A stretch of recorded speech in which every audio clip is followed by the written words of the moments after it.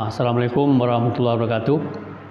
Jumpa kembali kita dengan TV Ipal TV. Pada kesempatan yang berbahagia ini, kita menceritakan sedikit mengenai gejala-gejala tingginya kadar gula dalam darah.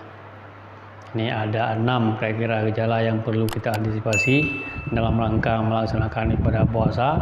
Mudah-mudahan bagi yang memiliki gejala ini dan juga yang telah menderita kadar gula tinggi, ini bisa kita obati dengan mengantisipasi dengan cara melaksanakan ibadah puasa.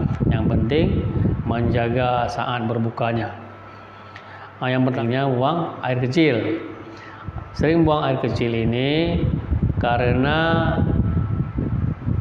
kelebihan kadar gula dalam tubuh kita menyebabkan terjadinya resistensi insulin. Resistensi insulin ini tidak bisa mengubah kalori yang ada di dalam darah menjadi energi karena terhambat di tingkat selnya. Di resistensi insulin ini menghambat di tingkat mengubah kalorinya. Karena terhambat ini, tentunya gula menumpuk di darah, tentunya karena gangguan dari insulin tadi, sehingga gula ini sebagian dikeluarkan melalui ginjal. Karena ginjal urin yang mengandung gula ini kan masanya berat dibandingkan dengan urin normal, sehingga kita sebentar-bentar pengen kencing. Malah sampai 10-20 kali per hari, dan sering juga terbangun tengah malam. Ini gejala-gejala awalnya bahwa urin kita mengandung gula yang berlebihan, karena normalnya urin normal tidak mengandung gula akibat kelebihan gula dalam pembuluh darah kita. Itu gejala yang pertama. Kemudian yang kedua, sering haus. Jadi sering haus ini akibat dari kekurangan cairan. Karena tadi kita sering mengeluarkan urin akibat kelebihan gula yang menumpuk di ginjal dikeluarkan melalui urin, sehingga kita sering kekurangan cairan. Cairannya menyebabkan kita sering dehidrasi, hingga sering sakit kepala, kemudian pusing, bisa mual akibat dehidrasi.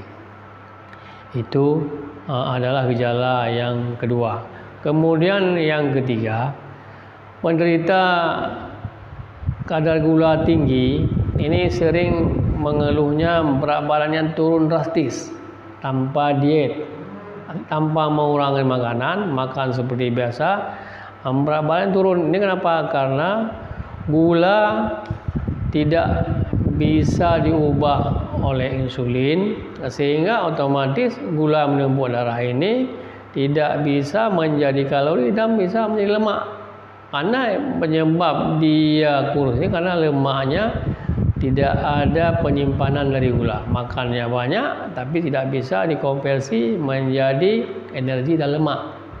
Ini penyebab.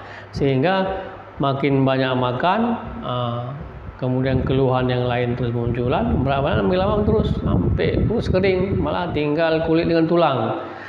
Ini adalah sindrom utama, efek dari tidak bisanya energi dan lemak disimpan oleh insulin yang bermasalah, sehingga banyak keluar melalui urin. Ini khas ini apabila, sehingga sekarang apabila kita diet dengan mengurangi berat badan, orang akan bertanya, apakah bapak ibu sakit gula? Karena udah sering bahwa penderita gula ini adalah kurus kering. Padahal yang satu ini kita kurus kering ataupun kurus memang sengaja diet untuk mencari berat badan ideal, tapi dalam keadaan sehat walafiat, memang sengaja menurunkan berat badan. Beda dengan kurus akibat penderita DM. Akibatnya terasa tidak segar dia mungkin. Kemudian berikutnya bisa menjadi gangguan penglihatan. Karena tadi gulanya kental, termasuk ke pembuluh darah yang kecil, bisa menyebabkan gangguan penglihatan karena pembuluh darah di mata bisa mengganggu kornea, mengganggu penglihatan, sehingga ini juga menyebabkan gangguan penglihatan, malah di pembuluh darah yang lain termasuk di jantung dan di otak bisa menyebabkan gangguan-gangguan pada organ tersebut karena akibat kekentalan dari darah yang ada di badan kita, penderita yang mengalami tingginya kadar gula. Kemudian yang berikutnya adalah lukanya sukar sembuh. Kenapa? Karena tadi gangguan ke pembuluh darah yang ada di tempat luka, otomatis suplai nutrisinya kurang, antibodi dari darah berkurang, kuman yang masuk ke luka tersebut kalah dilawan oleh badan sehingga bisa berkembang biak, dan juga karena ada makanan dari gula sehingga mudah berkembang biak. Ini menyebabkan lukanya sukar sembuh. Dan ada yang lain, bisa jadi kesemutan, mudah kebas. Ini gejala-gejala awal. Tapi yang penting untuk mendiagnosa kadar gula tentu jangan memeriksa kadar gulanya. Bisa juga dengan memeriksa kadar gula ataupun HbA1c yang menunjukkan diagnosa pasti. Tapi yang penting bahwa gejala-gejala ini kalau memang ada pada kita, ini mesti hati-hati, mesti kita perhatikan, langsung cek kadar gulanya, berkonsultasi dengan dokter sehingga kadar gula yang meninggi ini tidak menyebabkan kelainan-kelainan atau komplikasi berikutnya.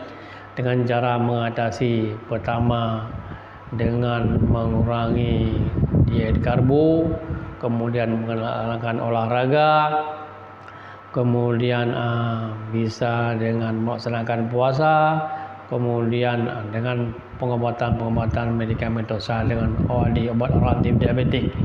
Tentunya kalau ini tidak sembuh, tentunya memerlukan pemakaian insulin dan konsultasi dengan dokter, malah memerlukan konsultasi dengan dokter ahli. Saya rasa ini aja yang bisa kami sampaikan. Mudah-mudahan semangat menyambut bulan Ramadan ini. Untuk yang gejalanya udah ada ataupun yang udah menderita diabetes mellitus, adalah kesempatan untuk memperbaiki penyakitnya pada saat bulan Ramadan. Jangan sebaliknya, malah bulan Ramadan menjadi bom waktu untuk penderita gejala ataupun yang menderita DM karena malah kelebihan makan pada saat bulan Ramadan. Demikian, wabillahi taufiq wal hidayah. Assalamualaikum warahmatullahi wabarakatuh.